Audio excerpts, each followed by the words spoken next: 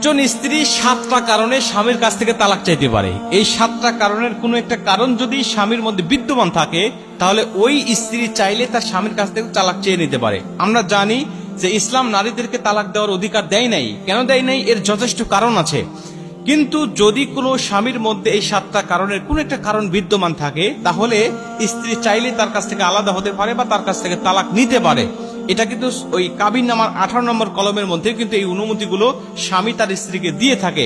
এর পক্ষে স্বামী কিন্তু একটা সিগনেচার করে, একটা সই করে থাকে। প্রিয় ভাইরা, মনে রাখেন আল্লাহর নবী হাদিসের মধ্যে বলেন, আইয়ুমা ইমরাআতান সাআলা যাওজাহা আত-তালাক ফি গায়রি মা বাদ হারামাল্লাহু আলাইহা রাইহাতাল জান্নাহ।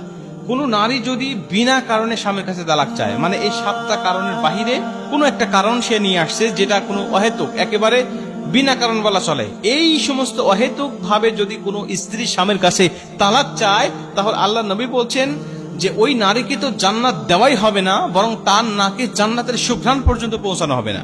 অথচ 40,000 বছর পর্যন্ত যদি জান্নাত থেকে কেউ দ্রুতগামী ঘোড়া নিয়ে দৌড়াইতে থাকে, তার নাক পর্যন্ত জান্নাতের সুঘ্রাণ পাবে। তার মানে এই নারীকে জান্নাত থেকে কত দূরে রাখা হবে।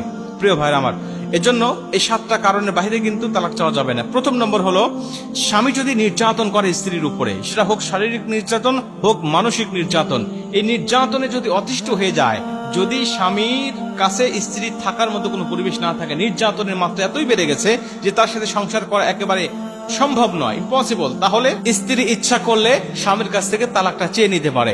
এটা হলো 1 নম্বরে। 2 নম্বরে, দায়িত্বহীনতা। যদি দায়িত্বহীনতা থাকে, দায়িত্ব সে পালন করে না, একজন স্বামী হিসাবে যে দায়িত্বগুলো স্ত্রীর উপরে থাকে, সেই দায়িত্বগুলো যদি সে পালন না করে, তাহলে আল্লাহ পাক একজন নারীকে সেই বিধান দিয়েছে, সে ইচ্ছা করলে তার স্বামীর কাছে তালাক চাইতে পারে। কারণ আল্লাহ পাক সূরা নিসার 34 নম্বর আয়াতের মধ্যে বলছেন, আর রিজালু কাওয়ামুনা আলান নিসা, আমি নারীর উপরে পুরুষদেরকে অভিভাবক হিসাবে নিযুক্ত করেছি, তাদেরকে দায়িত্ব দিয়েছি নারীদের হকগুলো আদায় করা, নারীদের অভিভাবক হিসাবে আমি আল্লাহ নিযুক্ত করেছি। অতএব এই অভিভাবকের দায়িত্ব থেকে যদি কোনো পুরুষ দায়িত্বহীনতার পরিচয় দেয়, তাহলে ওই স্ত্রী ইচ্ছা করলে সেই পুরুষের কাছ থেকে তালাক নিতে পারে। এটা হলো 2 নম্বরে। 3 নম্বরে, স্বামীর অশ্লীল জীবনযাপন বা অনইসলামিক জীবনযাপন। এমন জীবনযাপন যদি কোনো স্বামী করে, একেবারে বেপরোয়া, পরকীয়ায় আসক্ত হয়ে গেছে, বা একেবারে অশ্লীল জীবন যাপন করে, তাকে ভালো করার মতো কোনো রকম কায়দা নাই বা কৌশল নাই, ভাই সব রকম চেষ্টা করে স্ত্রী ব্যর্থ, তাকে ভালো করার মতো কোনো সুযোগ নাই, তাহলে স্ত্রী চাইলে ওই অশ্লীল স্বামীর সাথে জীবন যাপন না করে সে তার কাছ থেকে তালাক নিতে পারে। এই বিধান, এই হুকুম ইসলাম একজন নারীকে দিয়েছে। 4 নম্বরে, বৈবাহিক অধিকার। বৈবাহিক অধিকার থেকে যদি কোনো স্বামী তার স্ত্রীকে মাহরুম করে, বঞ্চিত করে, একজন স্বামী হিসাবে স্ত্রীকে যে বৈবাহিক অধিকারগুলো দেওয়ার দরকার, এই বৈবাহিক অধিকারগুলো যদি না দেয়, তাহলে স্ত্রী যদি ইচ্ছা করে যে না, আমাকে যেহেতু সে অধিকার থেকে মাহরুম করছে, বঞ্চিত করছে, আমি তার সাথে সংসার করব না, তাহলে সেই ক্ষেত্রে ইসলাম একজন নারীকে স্বাধীনতা দিয়েছে, সে চাইলেই সংসার করতেও পারে, আবার চাইলে তার কাছ থেকে তালাক নিতে পারে।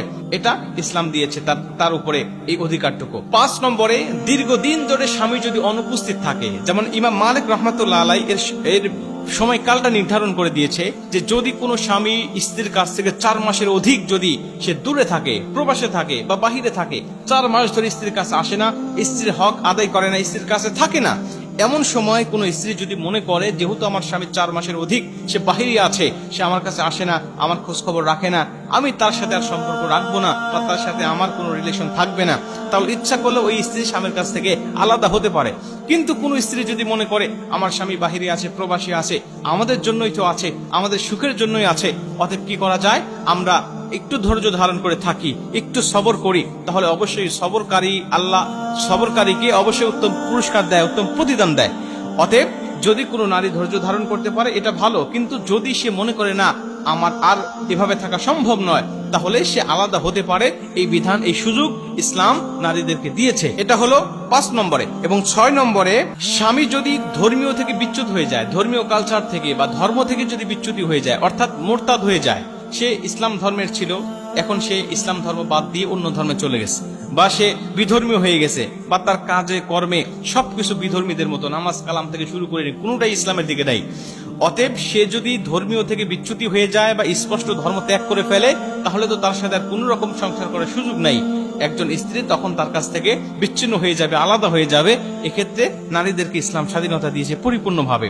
এবং 7 নম্বরে সবচেয়ে গুরুত্বপূর্ণ বিষয়, আর সেটা হলো স্বামী যদি মারাত্মক কোনো রোগ আক্রান্ত হয়ে যায়, এমন রোগ হয়ে গেছে যেটা আর ভালো হওয়া সম্ভব নয়, যেমন সে পাগল হয়ে গেছে, মাতাল হয়ে গেছে, মজনুন হয়ে গেছে, এখন তার সাথে সংসার কোনোভাবেই সম্ভব নয়, তার ব্রেন একেবারে নষ্ট হয়ে গেছে, তার স্মৃতিশক্তি বলতে আর কিচ্ছু নাই, সে একেবারে পাগল মজনুন হয়ে গেছে, এখন ওই স্বামীর সাথে সম্পর্ক রাখা বা বৈবাহিক অবস্থায় থাকা আর কোনোভাবে সম্ভব নয়, তখন স্ত্রী চাইলেই তার পারিবারিক বৈঠকের মাধ্যমে বা আইন আদালতের মাধ্যমে বা কথাবার্তার মাধ্যমে তার কাছ থেকে সে বিচ্ছিন্ন হয়ে যেতে পারে। এই বিধান ইসলাম একজন নারীদেরকে দিয়েছে।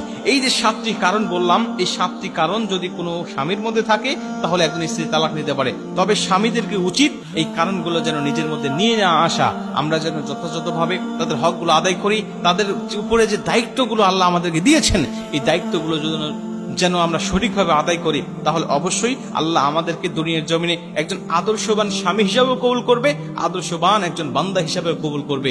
দুনিয়াতেও আমরা একটা সুখময় শান্তিময় জীবন পাবো এবং পরকালেও কিন্তু আমাদের জন্য সুখময় একটা শান্তিময় জীবন অপেক্ষা করছে। অতএব এই বিষয়গুলো খেয়াল রাখা।